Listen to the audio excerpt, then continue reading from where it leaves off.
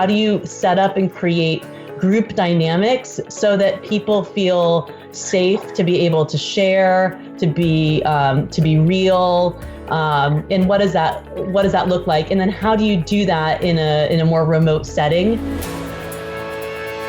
Today, I'm excited to welcome Katie Anderson and Karyn Ross to the show. Now, as longtime listeners already know, both Katie and Karyn have been on the show as individuals, but today, Karyn and Katie came on together to talk about how they're building online virtual communities of practice. Now, during the show, we talk about the history of these communities, as well as how technology we all have access to today is allowing for these online communities to form and, once formed, take on a life of their own. Katie and Karyn are two of my favorite lean thinkers, and as always, we had a lot of fun. Show notes for this episode can be found over at gembapodcast.com. Just look for episode 281. Finally, I want to personally invite you to take your own virtual tour of all Gemba Academy has to offer by registering for a free, no-strings-attached 3-day trial where you can view all we have to offer. Simply go to gembaacademy.com, scroll to the bottom of the homepage where you'll see a button to register for the 3-day trial. Okay, enough from me. Let's get to the show. Katie and Karyn, how are you guys? Great. How are you, Rob? Yeah, absolutely fabulous. How are you, Ron? Oh, really good. Really good. All right. Well, two of my favorite people on at the same time, so I don't know what I did to deserve this, but you know, you both have been on in past podcasts in solo shows, but now we're teaming up and having Katie and Karyn on at the same time. So that's pretty exciting. I know you guys have a lot of friends out there listening right now. So, well, yeah, thanks for carving out time, first of all, to come on the show. So Katie, where are you calling in from? I am calling from the San Francisco Bay Area in California. And Karyn? I'm at home today in my studio in Naperville, Illinois, 35 miles west of Chicago. Beautiful, beautiful. All right. And I'm here in Keller, Texas, in case anybody cares. All right. Yeah, the whole country covered. Yeah, right. Exactly. We really do. All right, cool. Well, hey, ladies, before we jump into the topic of the day, you know how we like to get started. We like to begin with a quote. So do you guys have one that you want to share? Absolutely. And maybe we'll say it together, but it's 1 + 1 is way more than 2. So 1 + 1 is way more than 2. And this was a quote from Isao Yoshino when he and I were talking. He was John Shook's first boss at Toyota, and you might have talked about him much before, Ron, about the power of network and community. And it's become sort of Karyn's and my mantra and really played out on the topic we're going to talk about today. Yeah, I love it. 1 + 1 is way more than 2, right? Way is very important, right? Way more than 2. All right. Well, really, I guess I don't know if we were come up with a theme for the day. It would seem to be maybe around what we're calling community of practice. Is that a fair statement? Yes, absolutely. And one of the things that I noticed is that a number of years ago, when I worked in different organizations, it was really common to have what we would call a community of practice, and people who were, it wasn't just for lean, it was all different things that people had similar interests in, and they began to work together, come together as a community. They'd have some learning, they'd have some practice together, and they were really, really super popular. And over the last little while, I hadn't heard anything about them, and they seemed to have died out. And I really thought, we go to so many different places. I speak at so many different conferences around the world. I meet so many different people who are working on the same things. Doesn't matter whether it's Europe, South America, North America. And I thought, what happened to this idea of community of practice? And shouldn't we all be working together as a community to improve our practice wherever we are? Now, if you look back, 10, 15 years ago when the internet wasn't what it is today, how did you guys see that community of practice manifest itself back then? Well, one of the things was that people felt was problematic was that, we have if you were working in a large organization, a national or multinational organization, maybe people would call in, or maybe they would say the problem is, we're here in our one location and another location can't join us, or there's, we can't see each other. We forget the people on the phone. And there were a variety of problems. But as you said, technology is now not what it was then. Yeah, exactly. The same thing. We felt really, limited by geography. And what we've discovered now is that, with the technology, geography is sort of irrelevant. Yeah, no, for sure, for sure. So you guys have launched what's the right word, cohort, or what's the technical term for what you guys have put together? Really an online community of practice, and we launched different cohorts. We're calling it K2C2, either Katie and Karyn or Karyn and Katie's community, coaching community. So that's where the K2C2 came from.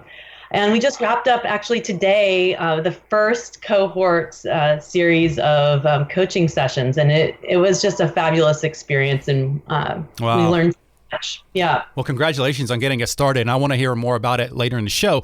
But I guess right now, what I'm really curious is to hear from you guys what you've learned, because I know today wasn't the first time that you guys have done this type of community. I know, Karyn, for sure, you do a lot of virtual coaching with folks.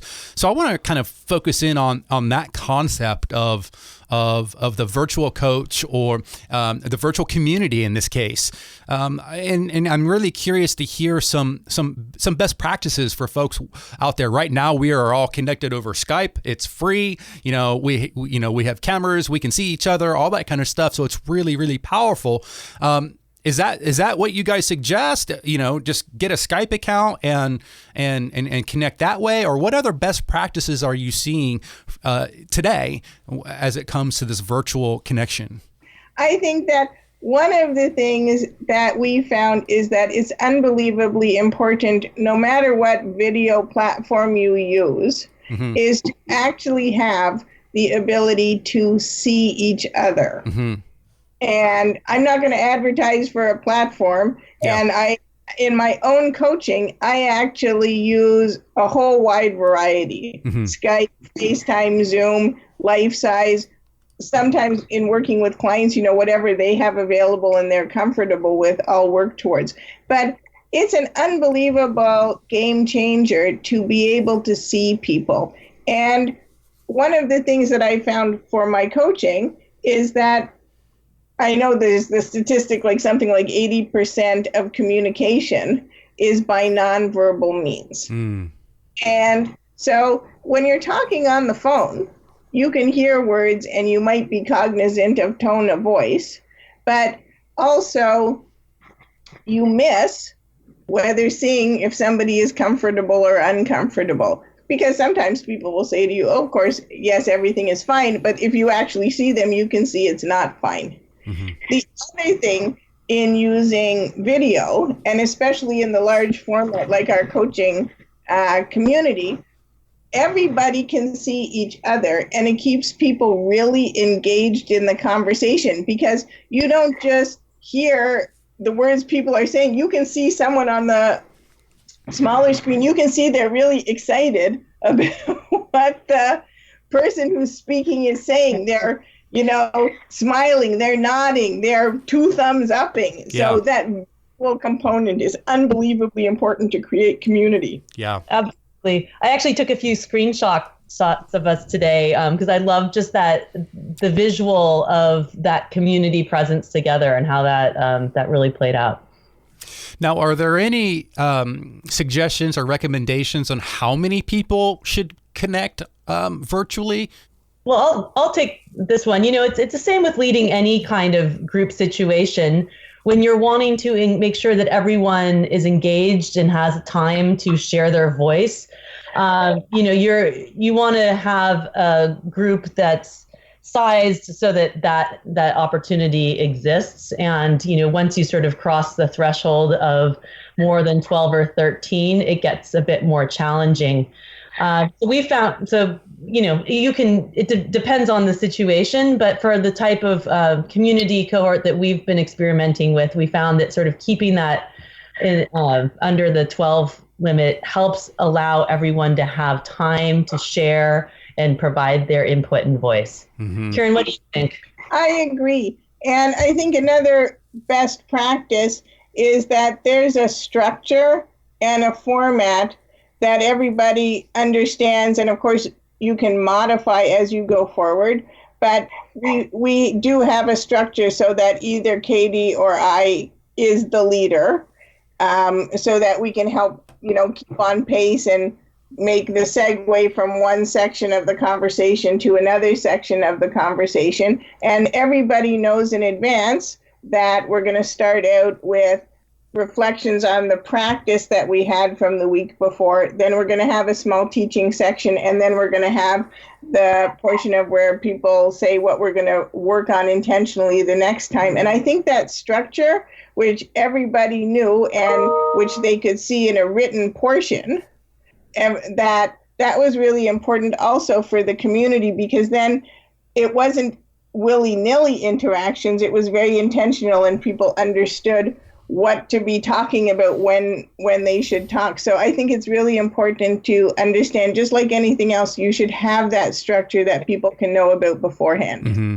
So I'm curious to hear, you mentioned that you do like a teaching lesson. Let's kind of, and I don't need you to say like your exact process or anything like that, but just, there's people listening right now who maybe work in a company and they got colleagues that work in, the different parts of the world, and they want to try to maybe do something similar, and they have the technology, again, Skype, Google Hangouts, whatever, any of these things that will work.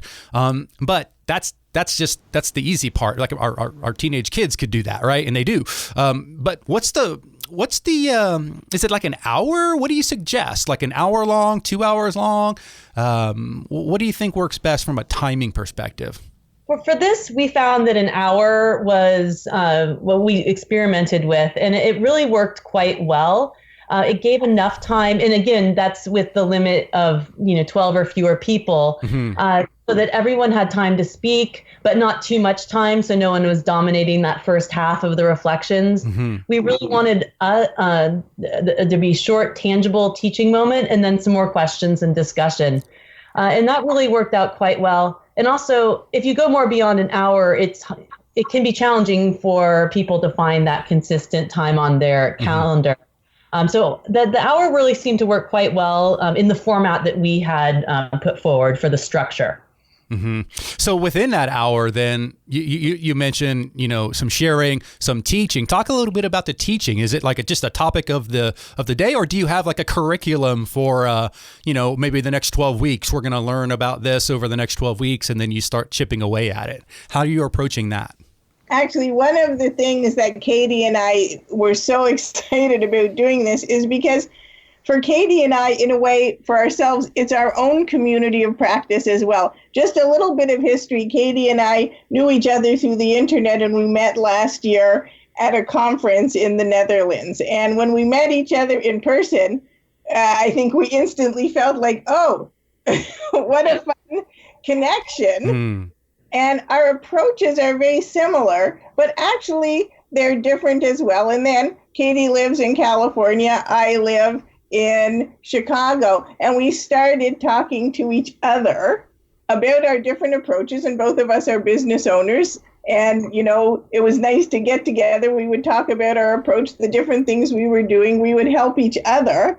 And we, in a way, had this virtual two-person community of practice to start. And it really made us think about, thinking about the similarities and differences between our approaches, about purpose, about intention, about personal development through A3, about, all of the creativity that I talk about. How could we put those two things together and create a series in which we both combined what we did and helped people to understand and to learn in very short segments? And that's actually really what we put together. So each of our 6 different sessions in this cohort had a focus that went together. Sometimes Katie led and I added, sometimes I led and Katie added. So we were actually having our own community of practice all at the same time. Yep. What was fun for us too is to build on, the things that we really have a shared fundamental philosophy on how to coach and develop people and ourselves. But to hear the nuances of different approaches that Karyn has and, the different approaches I've learned over the years in practice as well. And, it gets back to the quote we started off with, that 1 + 1 is way more than 2. And I think that as combined, it's part of what brings the community together as well, and building on everyone else's experiences as well. Yeah. Yes, and you said the quote at the exact moment I was going to say, 1 + 1 is way more than 2. That's so good. That's so good. So let's get tough here. I'm going to get tough on you guys now. Oh. It's not easy softballs all day long, how great this is. So, and I'm going to make it real tough because I already know one of your answers. I want to ask you about what the challenges are, and I'm going to take the first one from you so you can't use it. Time zones and languages. Obviously is going to be challenged if we go worldwide with this. But what other challenges are there? There have to be more challenges. It's, as compared to if we could wave a magic wand and everyone's sitting in their room together, what are the differences between this virtual community versus the being together in the same room or in the same coffee shop or whatever it might be? Well, I'm going to say that I think one of the challenges is that really, as the, leader, the co-leader of the community, it's very challenging to really also act as a community member. And say, the people here who come from all around the world and who have all different experiences, and many of the people on the call were very seasoned practitioners themselves, is to say, okay, we're leading, but we're part of the community too. So how am I going to listen with, as I always say, open ears, open eyes, open mind, and an open heart, so that I am gaining just as much from the community as the rest of the community? And of course, when you see everybody on the line, and Katie and I have set ourselves up, we're the people who, had everybody register. How do we make sure that we're also part of that community? So I think that's a challenge. Yeah, I'll build on that. And I think it's less of a challenge as a distinction between an online community and just a community of practice. And just it would be the same if we were facilitating an in-person event. What Karyn had shared was also just to establish that sense of trust and vulnerability between people. And it didn't end up being a challenge in our group. This last time, everyone came and was immediately feeling very connected. But again, as a facilitator, that's always a challenge of how do you set up and create group dynamics so that people feel safe to be able to share, to be real. And what does that look like? And then how do you do that in a more remote setting? And then going back to what we talked about earlier, having the visualization of the screens and seeing people's faces was invaluable in being able to do that. If it was just voice calls, we would not have established the same level of connection and sense of trust and community, for sure. So, Katie, you're obviously very involved with AME's consortia, right? You lead one out in the Bay Area. Fantastic group. And Karyn, have you been involved with any of those? I have not. Yeah, you need to. You need to start one in Chicago. See, there you go. There is AME. Is there? Yeah. Okay. Yeah. Okay. All right. Oh, is it who leads that one? Brian McKibben. That's right. I should have known that. So, but contrast the two, Katie.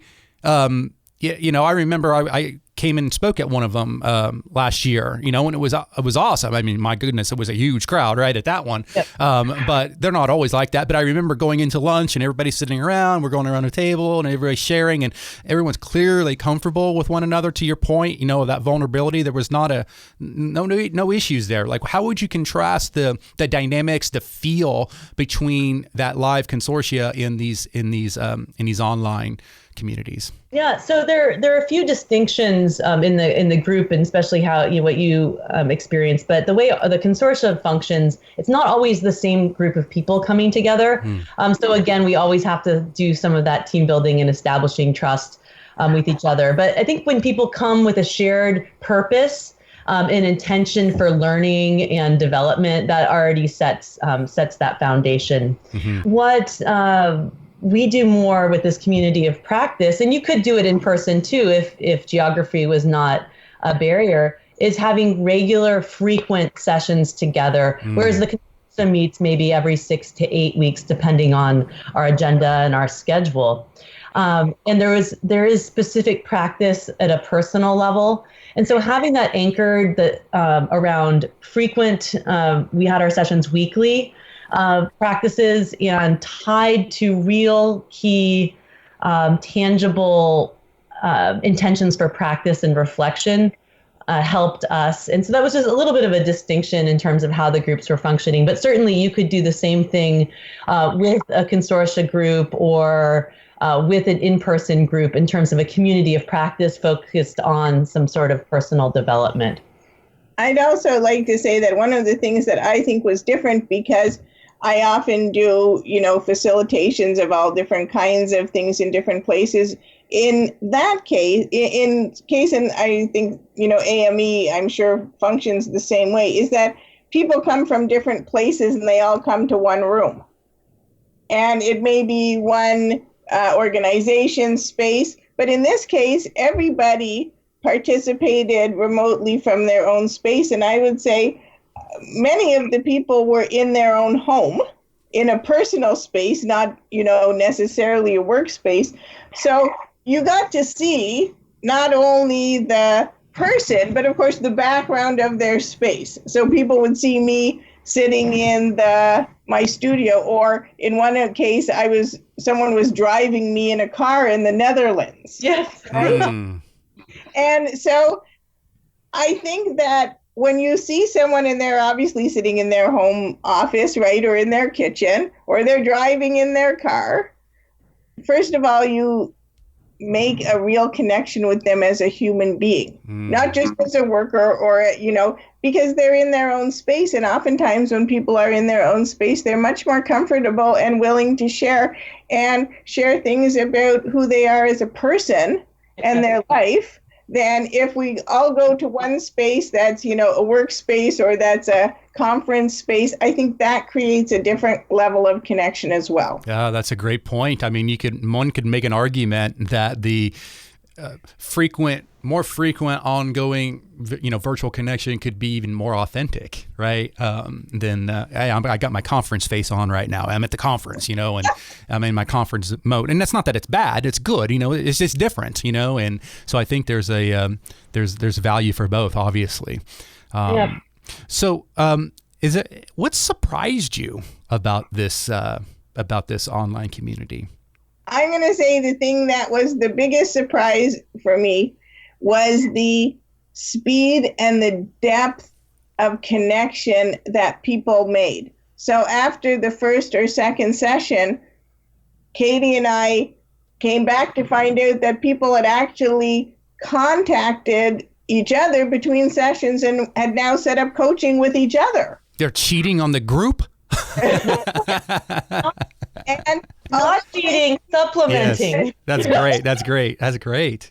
And although Katie and I had a hypothesis, of course, and a target that this is what we wanted to occur, I think that the speed and the depth by which that occurred, and of course, because we could see people's faces, and when we saw how they were talking about the coaching and the help that they had given and received from the other people, I think that just absolutely the depth of that was extremely surprising to me. Yeah, it was fabulous.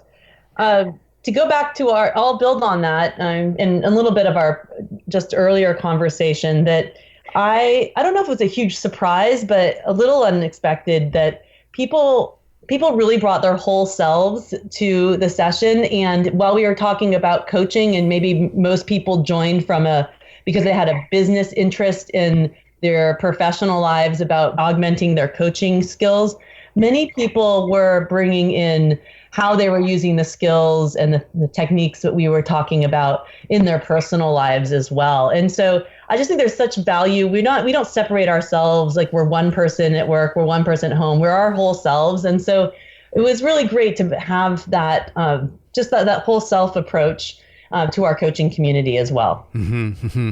So I got to ask you, you're both very dynamic folks with really, really awesome, just friendly, powerful personalities that I love being around. What have you learned from each other? Well, as Karyn said, as soon as we met, it's almost been 2 years, Karyn. Yes. We've just had this immediate connection. And in fact, I have gone and visited Karyn in her house 3 times when I've had trips to the Midwest or through the Midwest. And this idea for these coaching communities came out of one of those visits to each other.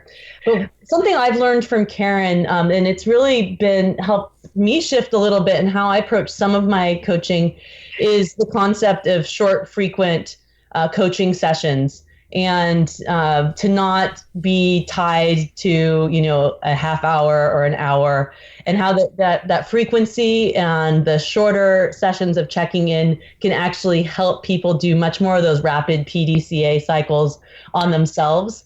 And so that's been something great that I've learned from Karyn, not just from this experience, but through working with her over the last almost 2 years. And I would say from Katie, and I'm totally happy when I know that Katie is going to come and visit me, because we're going to have so much creative, energy and fun together. I really thought about a lot and deepened my own practice on intentionality, which is something that Katie talks about all of the time. So I talk about purpose, I talk about setting targets, but then that absolute laser focus on intentionality every day, every hour, every minute. How am I using my time? And reflecting back to say, okay, am I really intentional enough? And I think that practice is an unbelievably important practice. And that at the end of our reflections in today's, last of our 6 coaching cohort sessions, people spoke so much about how much that focus on intentionality of practice. And Ron, I actually think we spoke about this in one of our earlier podcasts about not just practice, but deliberate practice. Yeah, for sure. For sure. Yeah. Yeah. Very good. Very good. So we've been talking a lot about what you guys have done, but I haven't explicitly asked you, and I know it's not your style, but I want you guys tell us a little bit more about the actual program that you guys have started. What's it called? I know you already mentioned it, K2C2, but talk a little bit about how does it work? If folks are interested in joining you, what do they do? Where do they go? We're starting a new cohort starting on September 5th for a series of 6 weekly sessions. We have an Eventbrite page set up, and we can send that to you to link to. And also on Karyn's and my websites, we also link to it as well. So we can provide that information for you. And it's going to be very similar. We already have some folks enrolled, and we are really looking forward to continuing to build a more community for this cohort and continue to expand the practice from our previous cohorts. Karyn, what else do you want to add? I'd like to add that as well as one of the things that we built in and created with this cohort, and we're going to continue with, is as well as the weekly online hourly sessions. Each cohort has their own WhatsApp group, so they can ask questions and communicate. And if they have questions in the middle, waiting is a waste. We don't want people to have to wait. And we've also created a LinkedIn group afterwards. So after people have completed their online cohort, they can join the LinkedIn group and they can become part of a wider coaching community, because as we said to people today, it's not the end, it's the beginning. Yes. Yeah. I also want to share that Karyn and I have for this a philosophy of right-sized pricing. So we don't want price to be a barrier for anyone to join the community and to join the community of practice. It's about practice, sharing, learning, growing together. So don't let that be a barrier to checking it out. Yeah. So I'm trying to do the math in my head on when this episode is going to come out, and I'm worried that because we're several weeks ahead here. So but I guess even if that date has already passed and people are listening to this right now, you're going to do more than after September 5th. So even if they're listening to this after that, these podcasts are evergreen, right? Someone 2 years from now will be listening to it, so they can join the 82nd cohort or whatever. Right? No, That's what we hope. Yes, we want to keep doing this. We had so much fun, and the participants did too. So we're thrilled. Yeah. This is part of Katie and we really want it to be part of our ongoing practice, because the more people who become part of that community, the more we can all help each other learn and grow. So this is just the beginning. So anybody who's listening to this, just check us out, because we'd love to have you. So we're going to put all the links to your websites and LinkedIn's and all this kind of stuff in our show notes. This episode's 281. Yeah, 281. So gembapodcast.com. Go to 281, episode 281, and we'll link to everything there. Last thing, ladies, I know you both also do your own kind of individual things. Katie, I know you got a trip coming up to Japan, and was it May 2020? That's the next one that you're doing? Yes, May 2020, and seats are more than 50% sold out already. So I'm super excited, and I plan on continuing to do more. So even if you're listening to this in the future, I plan on keeping it going. Yeah. And Karyn, what do you got cooking? Well, back to, again, an earlier podcast, something you asked me about kindness. I have a very exciting announcement that my Love and Kindness Project Foundation just received its official public charity designation from the Internal Revenue Service. So if you would like to go on and take a look at all of our Love and Kindness buttons and our book, Big Karma and Little Cosmo Help Each Other, they're all at www.loveandkindnessproject.org. Everything on that website is free for you to order. And if you'd like to make a donation to help us foster projects that create love and kindness in the world, we would absolutely love that. Very cool. Very cool. All right. Well, thanks again, ladies. I know this won't be the last time that we talk. So, and it's always so fun talking to both of you, but having you together is even next level. So thank you for both coming on. Thanks, Ron. It's always a pleasure. Always a pleasure. All right. And we'll talk to you guys soon. Take care. Okay. Thanks. Bye. Bye.